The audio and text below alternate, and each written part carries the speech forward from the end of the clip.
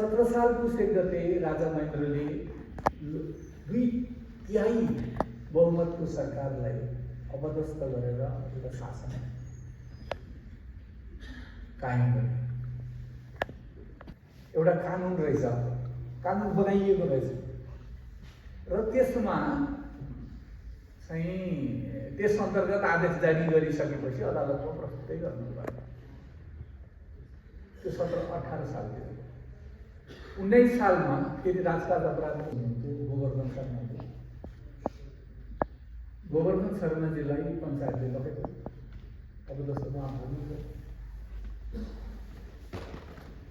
शैलजाको पारिपट्टि सुवर्ण संसदले camp खडा गरेर camp number 3 रहेछ, यताबाट भागेका मान्छेहरू बस्नुभयो। लालाबालासँग घरमा लुकी आउनुहुँदो रहेछ, घरमा लुकी आउनुहुँदो रहेछ। अनि श्रीमती घरमा हुनुहुन्थ्यो। अब सम्पर्क भयो, श्रीमती गर्भिणी हुनुभयो, छोरा जन्म।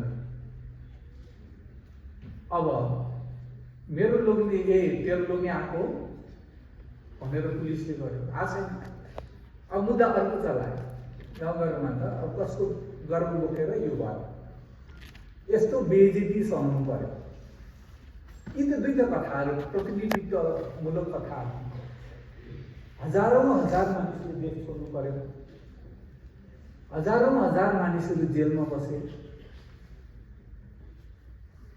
र 2 वर्ष होइन, 4 वर्ष होइन, 10 वर्ष, 14 वर्ष, 47 साल पछाडि पञ्चायतकालमा बेपत्ता पारिएका मानिसहरू पत्ता लगाउने एउटा आयोग बनेको थियो।